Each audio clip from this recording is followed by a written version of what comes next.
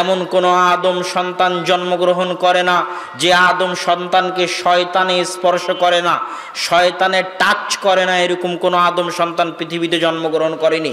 যখন সে জন্ম নেয় প্রথমেই শয়তান টাচ করে, ফায়াস্তাহিল্লু সারিখা, আর শয়তানের টাচে ও চিৎকার করে কেঁদে ওঠে। সন্তান জন্ম নেওয়ার পর যে কেঁদে ওঠে এটা শয়তানের আঘাতে কেঁদে ওঠে, এটা কাল্পনিক নয়। শয়তান বাস্তবে শয়তানে টাচ করে, এই জন্য কেঁদে ওঠে। শয়তান কাল্পনিক নয়, বাস্তব। রাসূল সাল্লাল্লাহু আলাইহি ওয়াসাল্লাম বলছেন, ইল্লা মারিয়াম ওয়া ইবনুহা, তবে মারিয়াম এবং তার ছেলে ঈসাকে শয়তানে হাত লাগায়নি জন্মের পরে। মা মিনকুম মিন আহাদিন, তোমাদের মধ্যে এমন কেউ নেই যার সাথে তার কারিন থাকে না। কারিনুম মিনাল মালাইকা ওয়া কারিনুম মিনাশ শাইতান, সব সময় দুইটা বন্ধু থাকে। জন্মের পর থেকে প্রত্যেক মানুষের সাথে দুইটা বন্ধু থাকে। আমার সাথে আছে, আপনার সাথে আছে। এটা কাল্পনিক নয়, এটা বাস্তব। আপনি যখনই এটাকে বাস্তব বিশ্বাস করতে পারবেন তখন হেদায়েতের রাস্তা খুলে যাবে। আর যদি বাস্তব বিশ্বাস করতে না পারেন, হেদায়েতের রাস্তা কোনোদিন খুলবে না। সব সময় আপনার সাথে দুইজন বন্ধু থাকে, একটা হচ্ছে ফেরেশতা বন্ধু আর একটা হচ্ছে শয়তান বন্ধু। আপনার অন্তরে যত খারাপ কাজের পরিকল্পনা জাগে ওটা শয়তানে দেয়, আর যত ভালো কাজের পরিকল্পনা জাগে ওইটা ফেরেশতায় দেয়। আর এই শয়তানকে আল্লাহ এত ক্ষমতা দিয়ে রেখেছে, ইয়াজিরি মাজরাদ দাম, মানুষের রক্ত কণিকা যেদিক দিয়ে চলাচল করে ওই প্রত্যেকটা জায়গার মধ্যে দিয়ে শয়তান চলাচল করতে পারে। রক্ত কণিকা যেই দিক দিয়ে চলাচল করে ওই প্রত্যেকটা জায়গার মধ্যে দিয়ে শয়তান চলাচল করে। এই জন্য ইসলামের যত দোয়া, যত নিয়ম, যত আদব, সবগুলোর সাথে শয়তানের সম্পর্ক। রাসূল সাল্লাল্লাহু আলাইহি ওয়াসাল্লাম বলছেন, যখন তোমাদের কেউ, এগুলো হচ্ছে সব শয়তান কেন্দ্রিক। আপনি হাদিস পড়বেন আর দেখবেন শয়তান। রাসূল সাল্লাল্লাহু আলাইহি ওয়াসাল্লাম বলছেন, আগলিকুল আবওয়াব, দরজা বন্ধ করো। ওয়াজকুরুসমাল্লাহ, দরজা বন্ধ করার সময় আল্লাহর নাম নাও। ফাইন্নাশ শাইতানা লা ইফতাহু বাবান মুগলাকা, কেননা শয়তান ওই দরজা খোলে না যেই দরজা আল্লাহর নাম নিয়ে বন্ধ করা হয়েছে। এটা কাল্পনিক নয়, এটা বাস্তব। এই প্রত্যেকটা হাদিস আপনি হাদিস পড়লেই দেখবেন শয়তান। ওয়াখাম্মিরু আনিয়াতাকুম ওয়াজকুরুসমাল্লাহ, তোমাদের পাত্র ঢেকে দাও আর আল্লাহর নাম নাও, বিসমিল্লাহ বলে পাত্র ঢাকো। যেই পাত্র বিসমিল্লাহ বলে ঢাকা হয়েছে ওই পাত্র শয়তানে খোলে না। মান আকালা, যে ব্যক্তি খায়, ওয়ালাম ইয়াযকুর ইসমাল্লাহ, আর আল্লাহর নাম না নেয়, ইয়াকুলু মাআহু শাইতান, তার সাথে শয়তানে খায়। এটা কাল্পনিক নয়, এটা বাস্তব। ইদা দাখালা আহাদুকুম ফি বাইতিহি, যখন তোমাদের কেউ বাড়িতে প্রবেশ করে, ওয়ালাম ইয়াযকুর ইসমাল্লাহ, কিন্তু আল্লাহ সুবহানাহু ওয়া তাআলার নাম নেয় না। আল্লাহর নাম মানে আসসালাম, এটা হচ্ছে আল্লাহর নাম। সালাম মানে শান্তি, শান্তি আল্লাহর নাম। যখন তোমাদের কেউ বাড়িতে প্রবেশ করে আর আল্লাহর নাম নেয় না, মানে আসসালামু আলাইকুম বলে না, সালাম আল্লাহর নাম, শান্তি আল্লাহর নাম, আসসালামু আলাইকুম বলে না, তখন শয়তানে চিৎকার করে বলে আর সঙ্গী সাথীদেরকে, এই সঙ্গী সাথী, এই বাড়ি তোমাদের মাবিতুকুম ওয়া আশাকুম, এই বাড়িতে তোমাদের থাকার জায়গা, এই বাড়িতে তোমাদের খাওয়ার জায়গা, এখানে থাকো, খাও, আড্ডা দাও। আর যদি ঢুকার সময় বলে আসসালামু আলাইকুম, তাহলে শয়তান তার সঙ্গী সাথীকে বলে এই বাড়িতে তোমাদের থাকারও ব্যবস্থা নাই, এই বাড়িতে তোমাদের খাওয়ারও ব্যবস্থা নাই। এই হাদিস কাল্পনিক নয়, বাস্তব। আসলেই যদি আপনি সালাম দিয়ে বাড়িতে প্রবেশ করেন তাহলে শয়তান বাড়িতে থাকতে পায় না, শয়তান আছে আপনার সাথে সব সময় 24 ঘন্টা আছে। এতক্ষণ আমি শুধু শয়তানেরই হাদিস পড়ছি। শয়তানের সাথে লড়াই করতে শিখাই সিরাতে মুস্তাকিমের রাস্তা পেয়ে যাওয়া। আর যে শয়তানকে চিনতে পারলো না, বুঝতে পারলো না, বিশ্বাস করতে পারলো না, অনুভব করতে পারলো না, শয়তানকে প্রকৃতভাবে বিশ্বাস করতে পারলো না, অনুভব করতে পারলো না, ও খারাপ কাজ করবে আর মনে করবে আমার আনন্দের জন্য করছি, খারাপ কাজ করবে আর মনে করবে আমার মজার জন্য করছি। কিন্তু ওর শত্রু ভিলেন, ওই যে আল্লাহ তৈরি করে দিয়েছে ইবলিস আর তার বাহিনী, ও যে ওকে প্ররোচনা দিয়ে ওয়াসওয়াসা দিয়ে করাচ্ছে, এটার মাথায় জীবনেও কাজ করবে না। এই জন্য শয়তান সম্পর্কে আমাদের জ্ঞান থাকতেই হবে। সম্মানিত উপস্থিতি, রাসূল সাল্লাল্লাহু আলাইহি ওয়াসাল্লাম শয়তান সম্পর্কে বলতে গিয়ে বলছেন, যখন তোমাদের ইদা তাইমা আহাদুকুম, যখন তোমাদের কেউ খায়, ফাসাকাতাত লুকমাতান, আর তার হাত থেকে কোনো লোকমা পড়ে যায়, মিয়াদি ফাসাকাতাত লুকমাতুন মিন ইয়াদি, তার হাত থেকে কোনো লোকমা, কোনো দানা, খাদ্যের দানা পড়ে যায়, ফাল ইউমিত মা রাবাহু মিনহা, সে যেন ওই দানা উঠিয়ে দানার সাথে লেগে থাকা ময়লা ধুয়ে ফেলে সেটা আবার খেয়ে নেয়। ওয়ালা ইয়াদাহা লিশ-শাইতান, ওই দানাকে যেন শয়তানের জন্য না রাখে, ওই দানাকে যেন শয়তানের জন্য না রাখে। আর যখন তোমাদের কেউ খায় তখন যেন ইয়ালা আকায়াদা, তার হাত চেটে খায়, এই জন্য যে সে জানে না যে তার কোন দানাতে বরকত আছে, এটাকে যেন সে শয়তানের জন্য না রাখে। কোন দানায় বরকত আছে এটা সে জানে না। কি জন্য? ফাইন্নাশ শাইতানা ইয়ারসুদুন নাস আলা কুল্লি শাইইন হাত্তা ইনদা মাতামিহ, শয়তান ওঁত পেতে থাকে মানুষের প্রত্যেকটা পদক্ষেপে। ইয়ারসুদুন নাস, আল্লাহ রাসূল বলছেন শয়তান ওঁত পেতে থাকে মানুষের প্রত্যেকটা পদক্ষেপে, এমনকি মানুষের খাবারের সময়ও শয়তান ওঁত পেতে বসে থাকে। যদি খাবার বিসমিল্লাহ বলে খেলো কিনা, ওঁত পেতে বসে আছে। ডান হাতে খেলো কিনা, ওঁত পেতে বসে আছে। যদি তোমাদের কেউ ডান হাতে না খায়, বাম হাতে খায়, তাহলে তার সাথে শয়তান খায়। রাসূল সাল্লাল্লাহু আলাইহি ওয়াসাল্লামের হাদিস। ওয়াল্লাহি, আল্লাহর কসম, এগুলো একটাও কাল্পনিক কথা নয়, প্রত্যেকটা বাস্তবে শয়তান এই কাজগুলো করে। বাস্তবে শয়তান আপনার খাবার টেবিলে বসে আছে, আপনার কার্যক্রম ওঁত পেতে বসে সে পর্যবেক্ষণ করছে এবং দেখছে, এবং যেখানেও সুযোগ পাবে ওখানেও আপনার উপর হামলা করবে।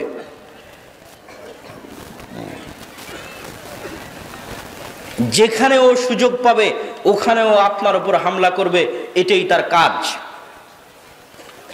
রাসূল সাল্লাল্লাহু আলাইহি ওয়াসাল্লাম বলছেন, যখন তোমাদের কেউ বাড়ি থেকে বের হয়, সে যদি বলে বিসমিল্লাহি তাওয়াক্কালতু আলাল্লাহ, এই দোয়া যদি পড়ে, তাহলে ও শয়তানের খপ্পর থেকে বেঁচে গেল, শয়তান তার থেকে দূরে সরে যায়। আর ও যদি এই দোয়া না পড়ে, তাহলে শয়তান তার সাথে থাকে। এরকম শয়তানের হাদিস যদি আমি পড়তে থাকি, অসংখ্য অগণিত শয়তানের হাদিস। ওই বাড়িতে ফেরেশতা প্রবেশ করে না, যে বাড়িতে ছবি থাকে, কুকুর থাকে। ওই বাড়িতে শয়তান থাকে, যেই বাড়িতে ছবি থাকে, কুকুর থাকে। এগুলো সব হচ্ছে বাস্তব হাদিস, এগুলো একটাও কাল্পনিক নয়। আর শয়তান মানুষের চিরন্তন শত্রু।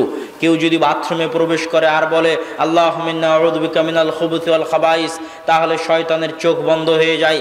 বিসমিল্লাহ বলে শয়তান বললে শয়তান কিছুই দেখতে পায় না। এগুলো সব বাস্তব হাদিস। এই কোরআনের পাতা পাতা উল্টাবেন, দেখবেন আল্লাহ সুবহানাহু ওয়া তাআলা শয়তানের কথা বলছে। হাদিসের পৃষ্ঠা পৃষ্ঠা উল্টাবেন, দেখবেন রাসূল সাল্লাল্লাহু আলাইহি ওয়াসাল্লাম শয়তানের কথা বলছে। কোরআনের মধ্যে আল্লাহ সুবহানাহু ওয়া তাআলা শয়তানের শপথ নকল করেছেন। ফাবিমা আগাওয়াইতানি লাআকুদান্নাহুম সিরাতাকাল মুস্তাকিম মিন বাইনি আইদিহিম ওয়া মিন খালফিহিম।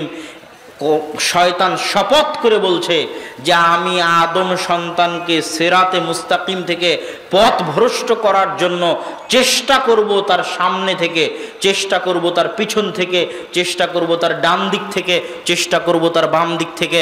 তার মানে আপনি চারিদিক দিয়ে শয়তানের ঘেরা টোপে আক্রান্ত হয়ে আছেন। শয়তান আপনাকে চারদিক থেকে ঘিরে আছে। এই শয়তানের খপ্পর থেকে বাঁচার সবচেয়ে বড় মাধ্যম হচ্ছে সালাত। যে হাদিসটা শয়তানের আলোচনার শুরুতে বলেছি, যে রাসূল সাল্লাল্লাহু আলাইহি ওয়াসাল্লাম বলেছেন, তিনজন মানুষও যদি থাকে আর যদি সালাত আযান ইকামত দিয়ে কায়েম না করে, তাহলে তারা শয়তানের খপ্পরে পড়বেই পড়বে। কেন আপনি সালাত দিয়ে শয়তান থেকে বাঁচতে পারবেন? সালাত কি এমন উপকার করবে যে আপনি শয়তান থেকে বাঁচতে পারবেন? আল্লাহ সুবহানাহু ওয়া তাআলা পবিত্র কোরআন মাজিদে বলছে, ইন্নাস সালাতা তানহা আনিল ফাহশাই ওয়াল মুনকার। সালাত মানুষকে অন্যায় অনাচারের কাজ থেকে দূরে রাখে।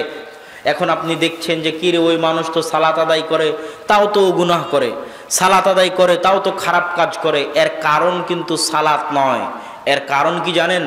এর কারণ হচ্ছে সালাত যেই উদ্দেশ্যে দেওয়া, সেটা হচ্ছে অন্তরকে কন্ট্রোল করতে পারার প্রশিক্ষণের প্রথম ধাপ হচ্ছে সালাত।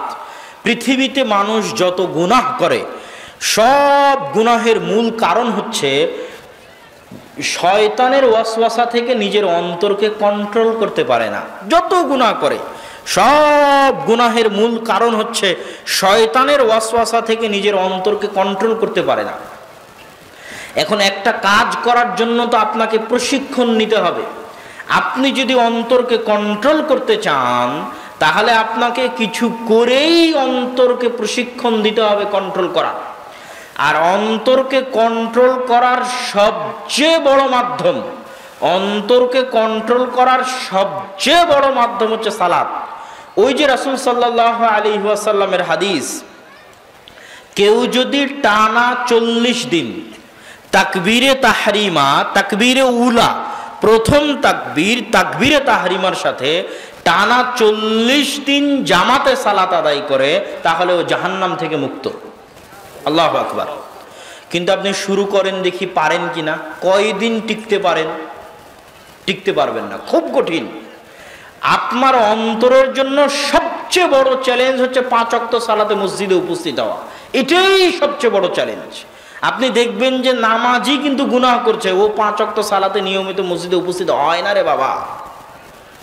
ও নামাজ ঠুকঠুক পড়ে, এক ওয়াক্ত পড়লো, এক ওয়াক্ত ছাড়লো, এক ওয়াক্তে মসজিদে যায়, তার এক ওয়াক্তে যায় না। নিয়মিত 5 ওয়াক্ত সালাতে মসজিদে উপস্থিত হওয়া, এটা আপনার অন্তরের জন্য সবচেয়ে বড় চ্যালেঞ্জ। আর ওই যে 40 দিন টানা আপনি 5 ওয়াক্ত সালাত তাকবীরে তাহরিমা সহ পড়লেন, এটা যেন আপনার অন্তরকে প্রশিক্ষণ দেওয়ার প্রথম ধাপ কমপ্লিট করে ফেললেন। আর আপনার অন্তরকে যখন আপনি এতখানি কাবু করতে পেরেছেন যে 5 ওয়াক্ত সালাতে মসজিদে নিয়ে যেতে পারছেন অন্তরকে, তাহলে অন্য গুনাহ থেকে অন্তরকে কন্ট্রোল করার ক্ষমতা অটোমেটিক আপনার মধ্যে চলে আসবে। আমি মনে হয় বুঝাতে পারিনি আপনাদেরকে। আমি যদি বুঝাতে না পারি তাহলে এটা আমার ব্যর্থতা।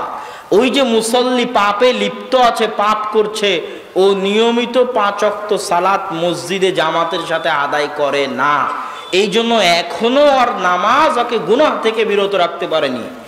অন্তরকে প্রশিক্ষণের প্রথম ধাপ নিয়মিত 5 ওয়াক্ত সালাত মসজিদে উপস্থিত করার মতো এই চ্যালেঞ্জ মোকাবেলা করা।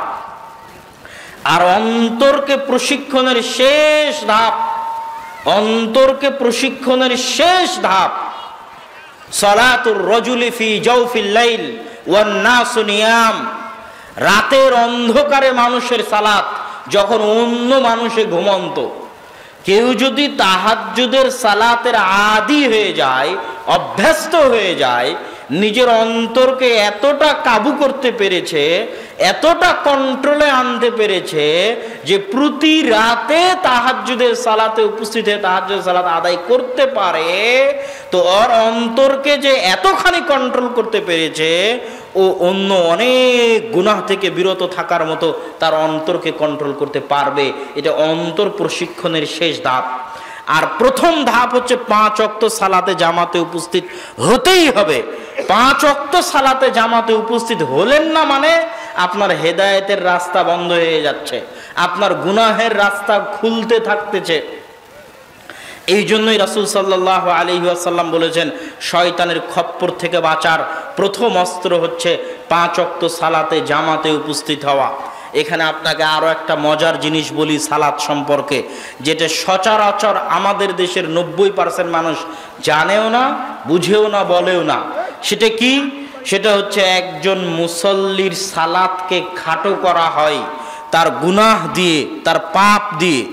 মুসল্লির সালাতকে খাটো করা হয় তার গুনাহ দিয়ে, তার পাপ দিয়ে। বলে আরে ওর নামাজ দিয়ে কি হবে, ওর বউ তো পর্দা করে না, ওর নামাজ দিয়ে কি হবে, ও তো ঘুষ খায়, ওর নামাজ দিয়ে কি হবে, ও তো সুদ খায়, ওর নামাজ দিয়ে কি হবে, ও তো সুদী ব্যাংকে চাকরি করে।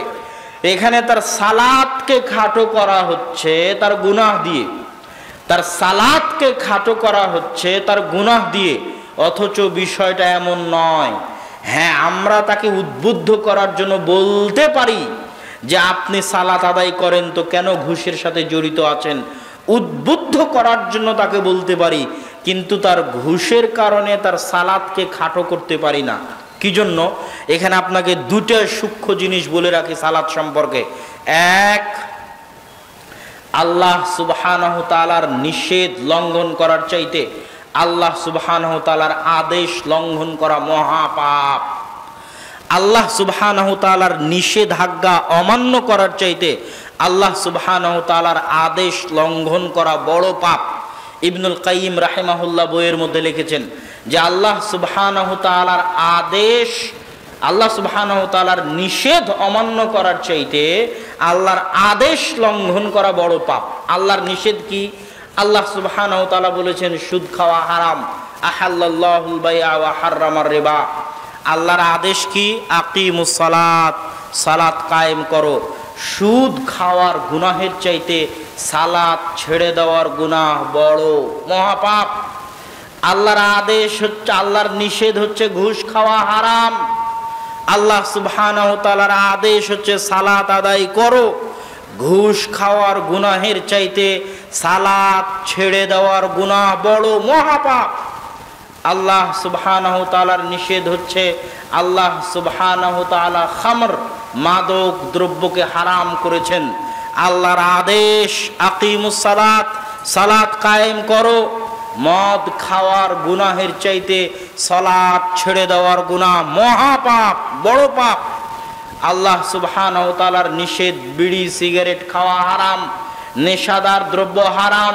বিড়ি সিগারেট খাওয়ার গুনাহের চাইতে সালাত ছেড়ে দেওয়ার গুনাহ মহাপাপ, বড় পাপ।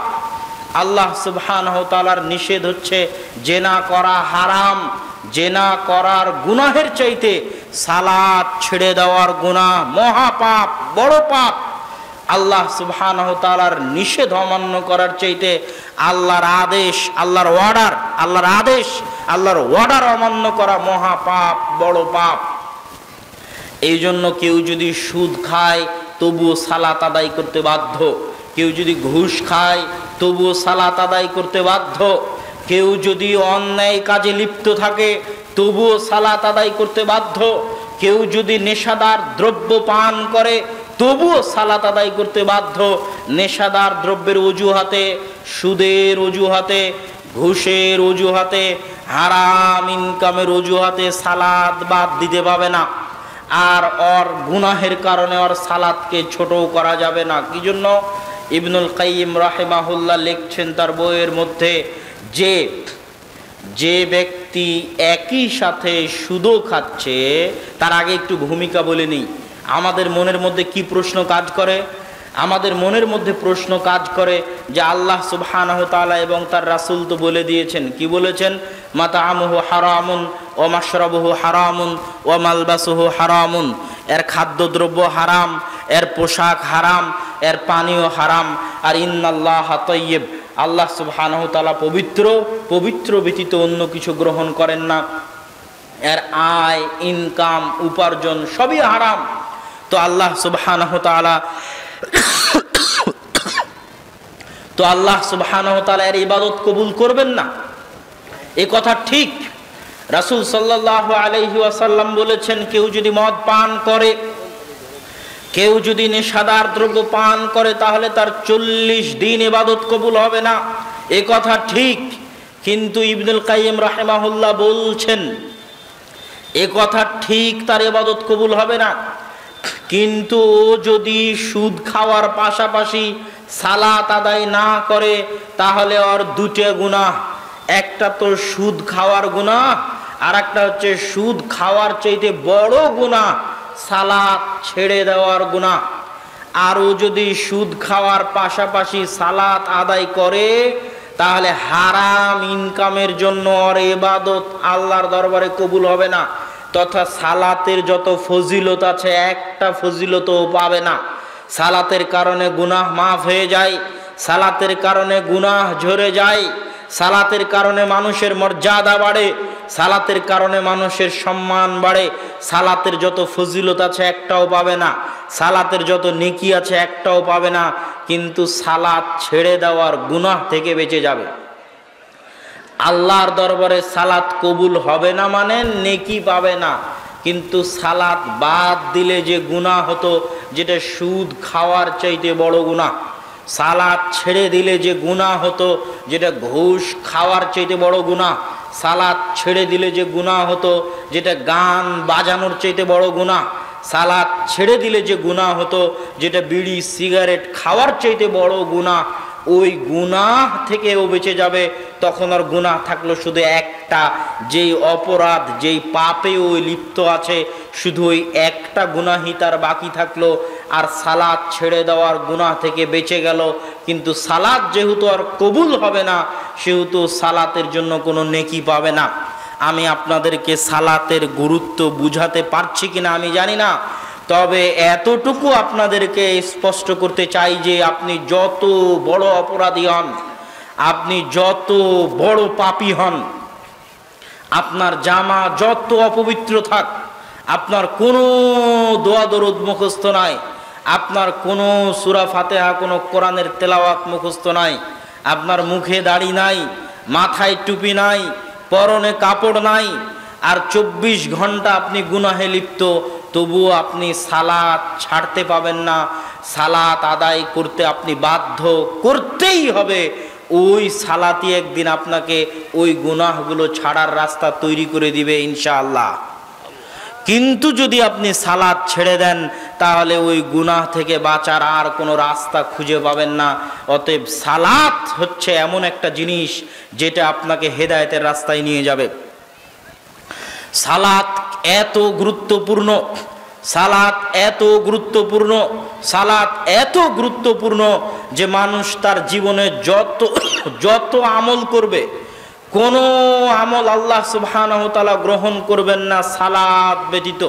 রাসূল সাল্লাল্লাহু আলাইহি ওয়াসাল্লাম বলেছেন, আউয়ালু মা ইউহাসাবু বিহিল আবদু ইয়াউমাল কিয়ামা সালাত, ফাইন সালুহাত সালুহা সাইরু আমালিহি ওয়া ইন ফাসাদাত ফাসাদা সাইরু আমালিহি।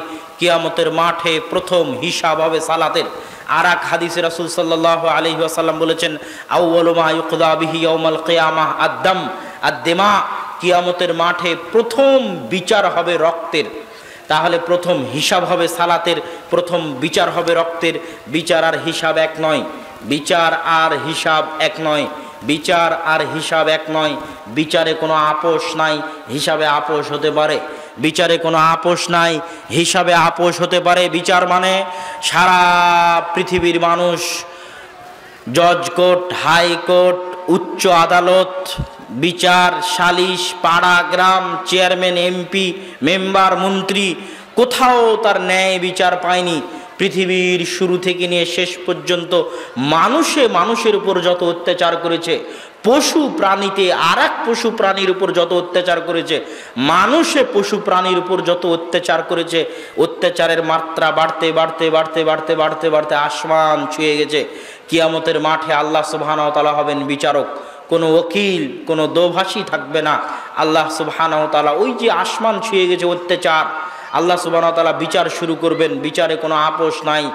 ওই অত্যাচারের মাত্রাকে তিনি কমাতে কমাতে কমাতে কমাতে বিচারের মাঠে শূন্য করবেন। যদি তিনি বিচারের মাঠে অত্যাচারকে শূন্য, জিরো না করতে পারেন তাহলে তিনি আদল নন, তাহলে তিনি ন্যায়পরায়ণ নন। ওয়াল ইয়াজ বিল্লাহ। আর আল্লাহ ন্যায়পরায়ণ। ইন্নী হারামতু যুলমা আলাইয়া, আল্লাহ বলছেন আমি আমার উপর জুলুম বা অত্যাচারকে হারাম করেছি। তিনি ন্যায়পরায়ণ, তিনি নিজের উপর জুলুম বা অত্যাচারকে হারাম করেছেন। তিনি ন্যায়পরায়ণ, তিনি নিজের উপর জুলুম বা অত্যাচারকে হারাম করেছেন। এই জন্য বিচারক হিসেবে যখন তিনি দায়িত্ব পালন করবেন তখন কোনো ছাড়, কোনো আপোষ নাই। তিনি জিরো করবেনই করবেন, অত্যাচারের মাত্রাকে তিনি জিরো করবেনই করবেন। এমনকি অশিংওয়ালা ছাগলকে শিং দিয়ে, দুনিয়াতে যেই ছাগলের শিং ছিল ওকে মারার জন্য বলবেন, বলে আল্লাহ সুবহানাহু ওয়া তাআলা এইভাবে অত্যাচারের মাত্রাকে জিরো করবেন। এটা বিচার। আর এই বিচারের প্রথম বিচার হবে হত্যার। এই বিচারের প্রথম বিচার হবে রক্তের। কে কাকে দুনিয়াতে হত্যা করেছে, নিহত ব্যক্তি হত্যাকারীর ঘাড় ধরে আল্লাহর দরবারে নিয়ে আসবে, আল্লাহ এ আমাকে হত্যা করেছে। এটা আল্লাহর বিচার। এখানে কোনো ছাড় নাই, এখানে কোনো মাফ নাই, এখানে কোনো আপোষ নাই।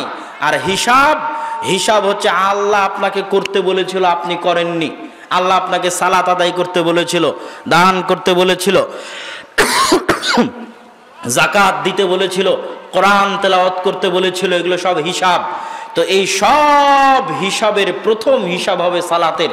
যদি সালাত আপনি ঠিক মতো দিতে না পারেন তাহলে অন্য আর একটাও আল্লাহ সুবহানাহু ওয়া তাআলা দেখবেন না। তুমি সালাতের হিসাবই ঠিক করনি, অন্যগুলো দেখে কি লাভ? আমি তো তোমাকে যে আদেশ দিয়েছি করার জন্য তার সবচেয়ে বড় একমাত্র আদেশ হচ্ছে সালাত। কিছুই যদি না করতে, কিছুই যদি না করতে, খালি যদি 5 ওয়াক্ত সালাত আদায় করতে, আর যদি গরিব হয় ওর জাকাত নাই, ও যদি গরিব হয় ওর হজ নাই, 5 ওয়াক্ত সালাত 1 মাসের সিয়াম, আল্লাহ সুবহানাহু ওয়া তাআলা ক্ষমা করে জান্নাতে দিয়ে দিতে পারতেন। আশা করা যায় ইনশাআল্লাহ জান্নাতে যাওয়া অত কঠিন কিছু নয়। শুধুই যদি 5 ওয়াক্ত সালাত, নিকটে সবচেয়ে প্রিয় হচ্ছে ফরজ। আল্লাহ যেটাকে আপনাকে ফরজ করেছেন ওটা সবচেয়ে প্রিয়। কোটি টাকা দান করার চাইতে জোহরের সালাত জামাতে আদায় করা আল্লাহর নিকটে বেশি প্রিয়। আপনি যত নেকির কাজ করেন না কেন, সব নেকির কাজের চাইতে আল্লাহর নিকটে সবচেয়ে বেশি প্রিয় হচ্ছে যেটা আল্লাহ সুবহানাহু ওয়া তাআলা আপনার উপর ফরজ করেছেন সেটা। খালি ফরজটুকুই করেন, করে আল্লাহর দরবারে যান, আপনার গুনাহ খাতা আল্লাহ সুবহানাহু ওয়া তাআলা আশা করা যায় মাফ করে দিয়ে আপনাকে জান্নাতে দিয়ে দিবে ইনশাআল্লাহ। কিন্তু সালাতই যদি আদায় না করেন, আর যত এদিক ওদিক যান, এটা করেন সেটা করেন, কিছুই আর কিয়ামতের মাঠে কাজে আসবে না। সালাত এত গুরুত্বপূর্ণ, সালাত এত জরুরি, সালাত এত প্রয়োজনীয়।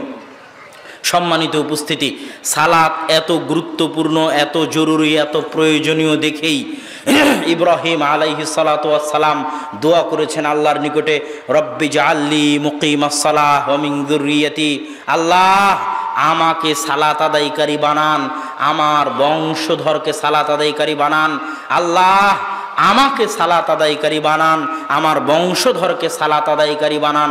সালাত আদায়কারী হওয়াই সবচেয়ে বড় সফলতা। কিচ্ছু করা লাগবে না, কিচ্ছু হওয়া লাগবে না।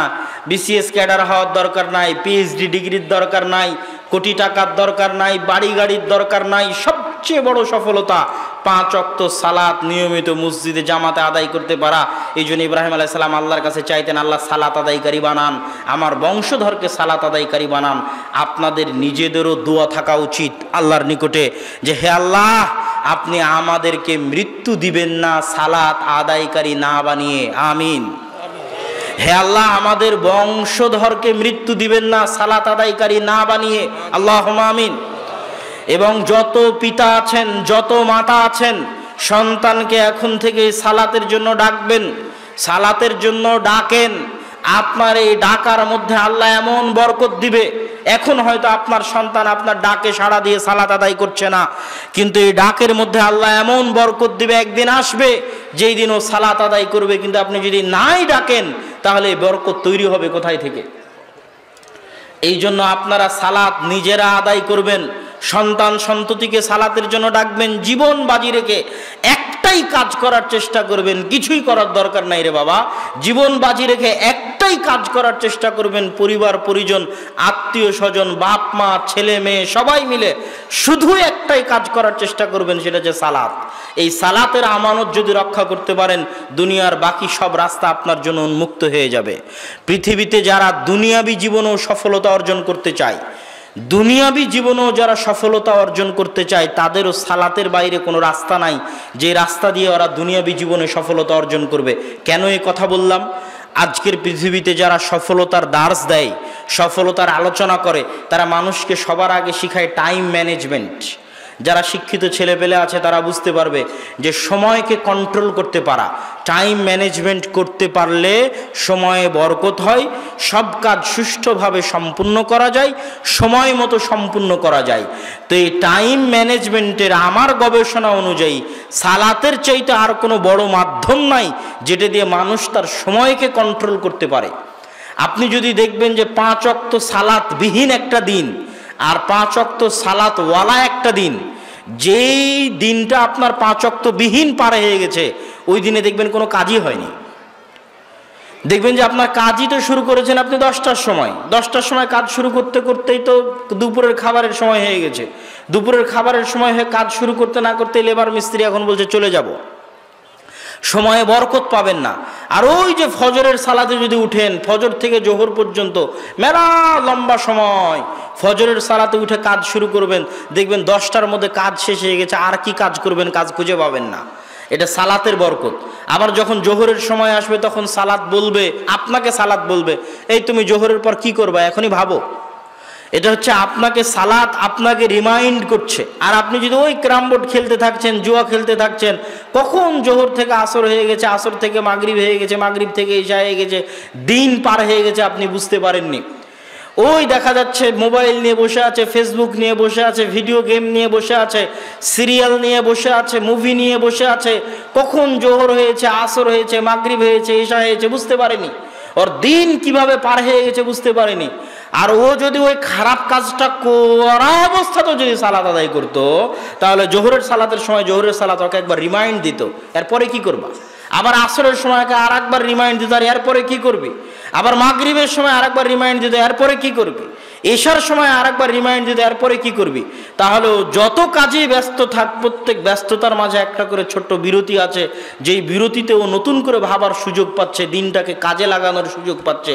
এটা যে টাইম ম্যানেজমেন্টের যত মূলনীতি আছে, সব মূলনীতিতে সালাতের চাইতে বড় কোনো মাধ্যম নাই, যেটা একজন ব্যবসায়ী, যেটা একজন কৃষক, যেটা একজন ছাত্র, যেটা একজন শিক্ষক, যেটা একজন দোকানদার, যে পর্যায়ে আছে, সকলের বরকতের রাস্তা, দুনিয়াবী সফলতার রাস্তা উন্মুক্ত করে দিবে, এরকম কোনো মাধ্যম সালাতের বাইরে নাই। আর মানুষ আজকের যুগে আত্মহত্যা করে, মানসিক প্রশান্তি খুঁজতে যায়, মানসিক প্রশান্তি খুঁজতে গিয়ে যোগা করে, ধ্যান করে, অমুক তমুক কত রাস্তা অবলম্বন করে।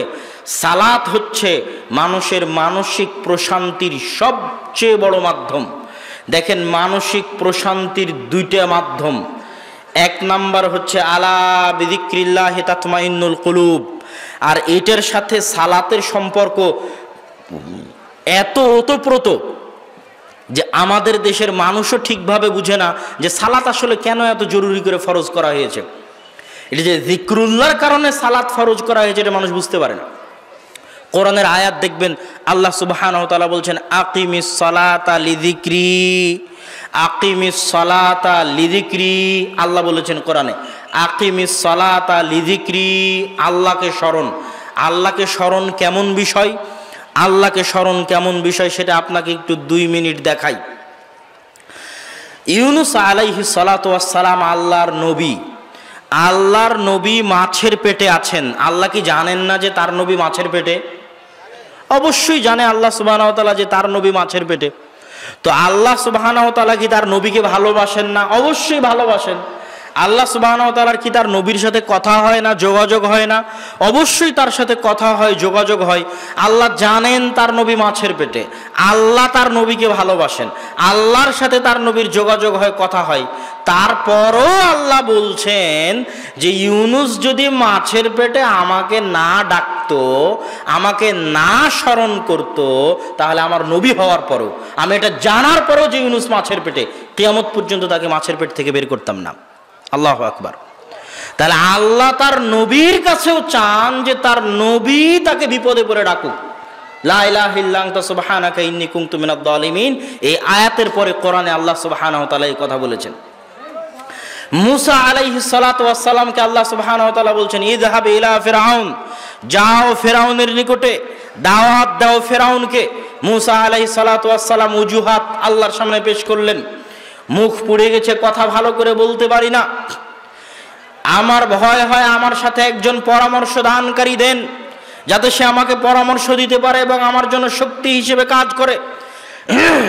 যখন মুসা আলাইহিস সালাতু ওয়াস সালাম আল্লাহকে বললেন যে আমার জিহ্বা কাজ করে না, তখন আল্লাহ চাইলে সাথে সাথেই মুসা আলাইহিস সালাতু ওয়াস সালামের জিহ্বা ঠিক করে দিতে পারতেন। আল্লাহ জানছেন যে মুসার জিহ্বা এতদিন থেকে পুড়ে আছে, এতদিনেও আল্লাহ মুসা আলাইহিস সালামের জিহ্বা ঠিক করে দেননি। যখন মুসা আলাইহিস সালাতু ওয়াস সালাম বলছেন আমার জিহ্বায় সমস্যা, তখনও আল্লাহ সুবহানাহু ওয়া তাআলা মুসা আলাইহিস সালামের জিহ্বা ঠিক করে দেননি। আল্লাহ আবার পাল্টা মুসা আলাইহিস সালামকে বলছেন, মুসা আলাইহিস সালাম জিহ্বা যদি ঠিক করতে চান তাহলে আমার কাছে দোয়া করেন, রব্বিশরাহ লি সাদরি ওয়া ইয়াসসির লি আমরি ওয়াহলুল উকদাতাম মিন লিসানি ইয়াফকাহু কওলি।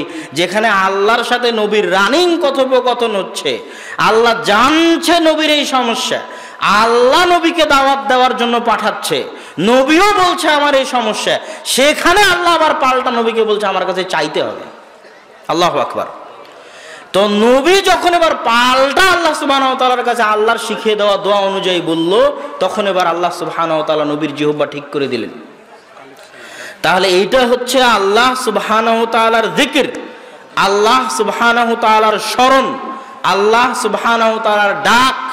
আল্লাহ সুবহানাহু ওয়া তাআলার আহ্বান, এটা কিভাবে মানুষের অন্তরের সাথে সম্পৃক্ত, কেন মানুষের আত্মিক প্রশান্তি আল্লাহর স্মরণে নিহত আছে?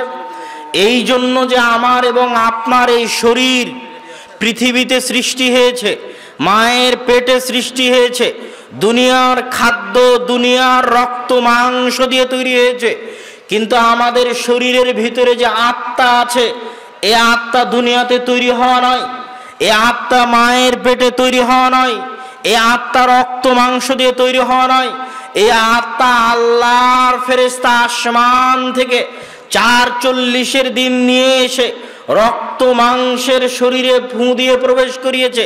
এটা সে আত্মা, যে আত্মা আসমান থেকে এসেছে, দুনিয়াতে তৈরি হওয়া নয়।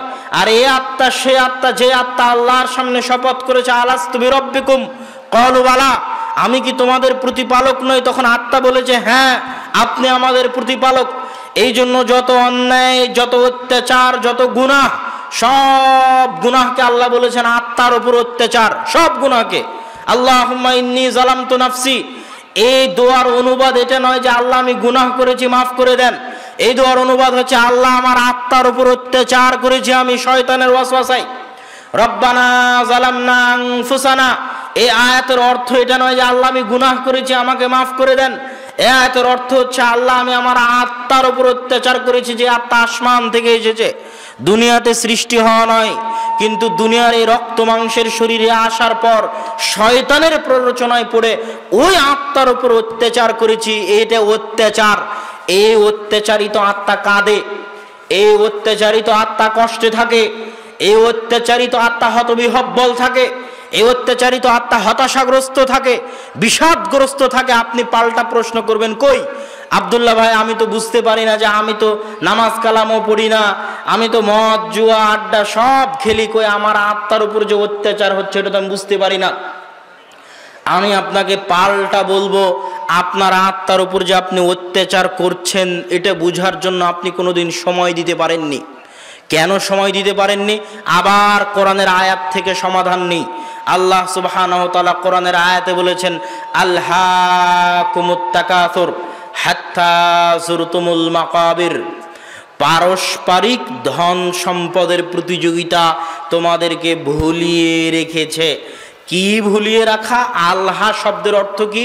ছোট বাচ্চা যখন মায়ের দুধের জন্য কাঁদে, তখন আপনি ছোট বাচ্চাকে ভুলিয়ে রাখেন যেন মায়ের দুধ না চায়, ঝুনঝুনি দিয়ে ভুলিয়ে রাখেন, মোবাইল বাজিয়ে ভুলিয়ে রাখেন, বাইরে নিয়ে গিয়ে ভুলিয়ে রাখেন, হাসি খেল তামাশার মাধ্যমে ভুলিয়ে রাখেন।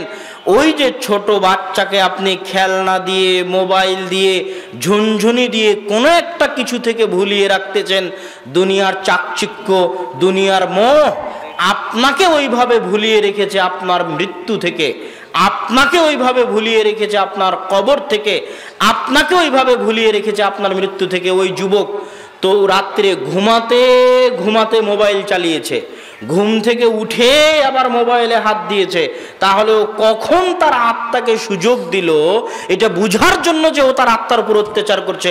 ওকে তো আলহাকুমুত তাকাসুর হাত্তা যুরতুমুল মাকাবির, ওর মোবাইল ওকে ভুলিয়ে রেখেছে যে ও একদিন মারা যেতে পারে, ওর গান বাজনা ওকে ভুলিয়ে রেখেছে ও একদিন মারা যেতে পারে, ওর মুভি সিনেমা জুয়া তাস ওকে ভুলিয়ে রেখেছে যে ও একদিন মারা যেতে পারে, আর মৃত্যু নিশ্চিত, এই মৃত্যু থেকে ওকে ভুলিয়ে রেখেছে।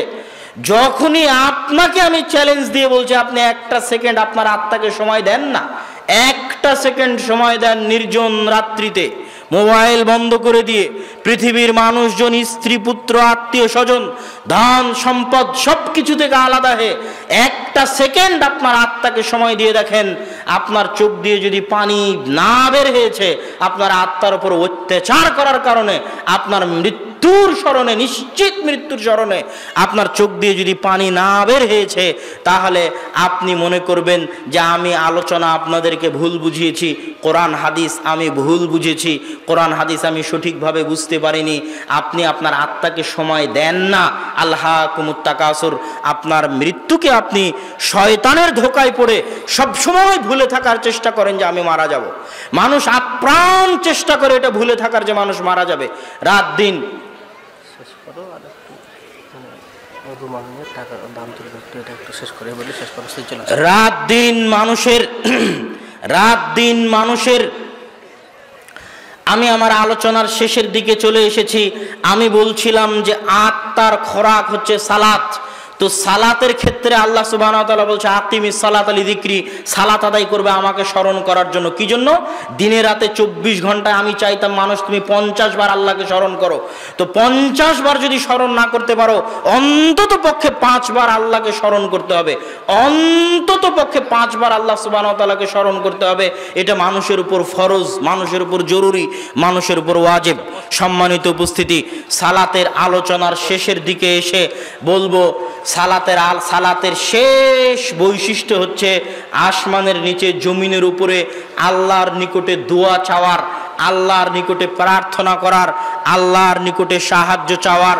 সালাতের চাইতে বড় কোনো মাধ্যম নেই, সালাতের চাইতে উত্তম কোনো মাধ্যম নেই, সালাতের চাইতে শ্রেষ্ঠ কোনো মাধ্যম নেই।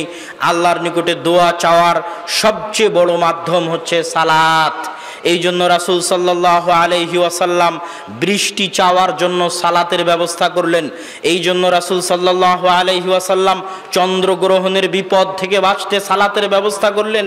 এই জন্য রাসূল সাল্লাল্লাহু আলাইহি ওয়াসাল্লাম জানাজার ব্যক্তি, মৃত ব্যক্তির দোয়া করার জন্য সালাতের ব্যবস্থা করলেন। প্রত্যেকটা পর্বে দেখবেন সালাতের ব্যবস্থা।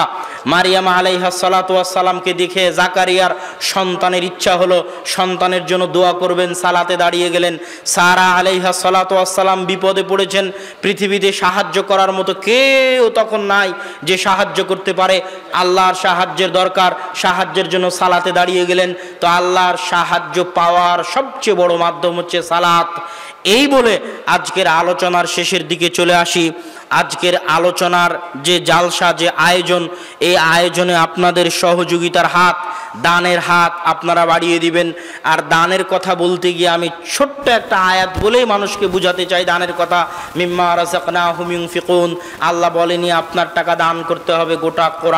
গোটা কোরআনে কোথাও আল্লাহ সুবহানাহু ওয়া তাআলা বলেনি যে আপনি আপনার টাকা দান করবেন। সব জায়গায় আল্লাহ বলেছেন রাযাকনা, তোমার পকেটে যে টাকা আছে ওটা আমার দেওয়া রিজিক। 500 বিঘা সম্পত্তির মালিক হলেও ওটা আমার দেওয়া রিজিক, 100 তলা বিল্ডিংয়ের মালিক হলেও এটা আমার দেওয়া রিজিক। আল্লাহ কোথাও বলেননি যে আপনি আপনার টাকা দান করেন। রাযাকনা মিম্মা রাযাকনাহুম ইউনফিকুন, আমরা রিজিক হিসেবে দিয়েছি, আমি আল্লাহ আমার দেওয়া রিজিক, ওই রিজিক থেকে আমার রাস্তায় দান করো, আমি তোমার ধন সম্পদ আরও বাড়িয়ে দিব। তো আপনাদের মধ্যে যারা যাবে রুমাল হাতে করে আপনারা তাদের সহযোগিতা করার চেষ্টা করবেন। আলোচনার শেষের দিকে এসে কয়েকটি দাওয়াত আপনাদের উদ্দেশ্যে। এক, আল জামিয়া সালাফিয়া রূপগঞ্জ নারায়ণগঞ্জে আগামী 3-4 মার্চ সালাফি কনফারেন্স, সেখানে আপনাদের উপস্থিত হওয়ার জন্য আহ্বান। দ্বিতীয়ত, আপনাদের থেকে দিনাজপুর খুব বেশি দূরে হবে বলে আমার ধারণা নয়। উত্তরবঙ্গের জন্য, রংপুর বিভাগের জন্য একটা শিক্ষার প্রাণকেন্দ্র গড়ে উঠুক, এই জন্য আমরা দিনাজপুর তেঘরা বিরলে প্রায় 10 থেকে 12 বিঘা জমির উপর আল জামিয়া সালাফিয়ার উদ্বোধন এবং সালাফি কনফারেন্স 11ই মার্চ শুক্রবার জুমার খুতবা দিয়ে শুরু হবে। রূপগঞ্জ নারায়ণগঞ্জে যেতে না পারলেও আপনাদের নিকটে উদাত্ত আহ্বান থাকবে যে অবশ্যই দিনাজপুরের এই সম্মেলনে আপনারা অংশগ্রহণ করার চেষ্টা করবেন, এটা আপনাদের নিকটে দাওয়াত থাকলো। আর আজকে যদি বই পুস্তক, মাসিক আল ইতিসাম এগুলো সম্ভবত এই স্টলে আজকে বিক্রি হবে না।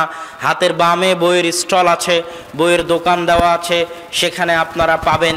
বিশেষ করে নতুন কয়েকটি বই আছে, যেমন পোশাক পরিচ্ছদের নিয়ম কানুন, সাজসজ্জার নিয়ম কানুন, কেমন পোশাক পুরুষে পরবে, কেমন পোশাক নারীতে পরবে, এর বিধিবিধান সংক্রান্ত বই, পোশাক, নতুন বই।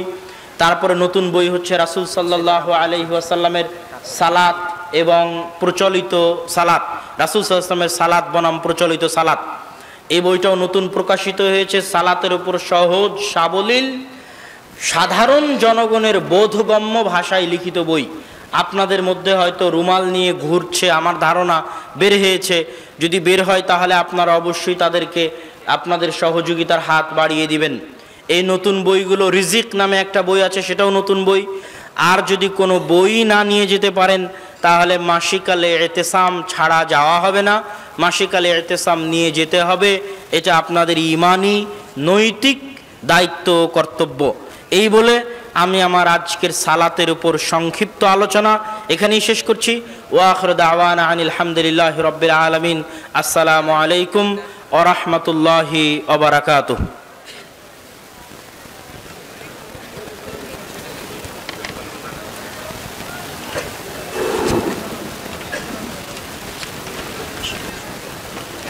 আসসালামু আলাইকুম ওয়া রাহমাতুল্লাহ।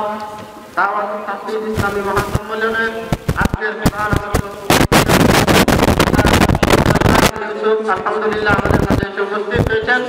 আপনারা অবগত আছেন যে একটি মাহফিল আয়োজন করার জন্য অনেক কষ্ট